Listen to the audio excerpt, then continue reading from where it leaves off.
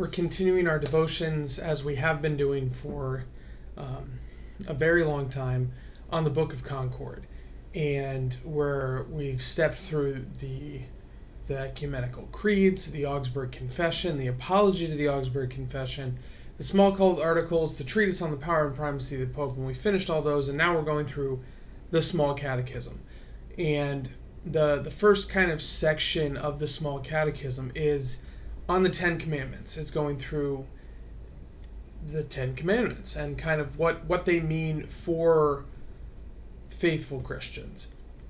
And today we're looking at the third commandment. You are, the translation they have here is, you are to hallow the day of rest.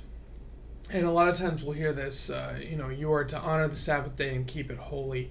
And the question is, what is this? We are to fear and love God so that we don't despise preaching or God's word, but instead keep that word holy and gladly hear and learn it. Now there's a lot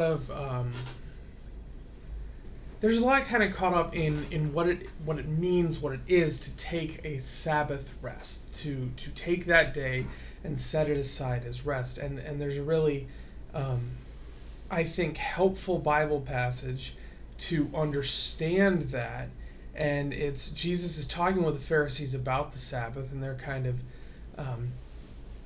they're attacking his disciples on some level because they're plucking heads of grain on the Sabbath, I believe is a circumstance. And they said, well, why are they doing that?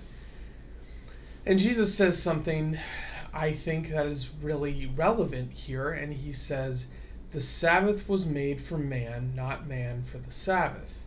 So when we talk about Sabbath rest, and I think we've done devotions on this before, for anyone who is unaware, we have done 205 daily devotions. So this is going to be number 206. But the importance of the Sabbath rest is that God recognizes that we need that regular time of rest from work, of rest from all sorts of things. But what this kind of brings attention to is the critical place of God's word in that rest. So you'll get some people, and maybe you are one of these people who say, it's really more important for me to spend time with family, or it's much more restful for me to go on a hike or for me to go on a bike ride than it is for me to go to church. And that's not quite appropriate, because part of our Sabbath rest is a spiritual rest, and that comes from being in the community of the faithful, that comes from hearing God's word proclaimed to us, that comes from engaging with the sacraments. So a critical part of the Sabbath is that this engagement with God's word, with the preaching, with the proclamation of the gospel. And that's part of how we keep the Sabbath day holy.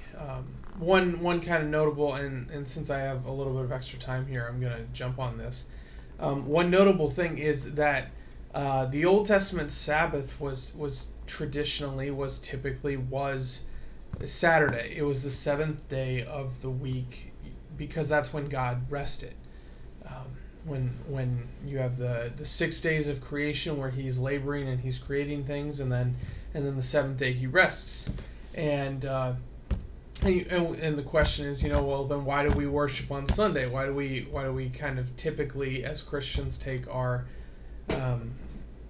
Sabbath on Sunday instead? And it's because we celebrate the resurrection on Sunday, the first day of the week. That's when Jesus rose from the dead. So that's why even in the New Testament, as early as that in the life of the Christian church, they were celebrating and coming together on Sunday. So if you have comments, if you have questions about that, that's the third commandment. Brothers and sisters, go in peace. Serve the Lord. Thanks be to God.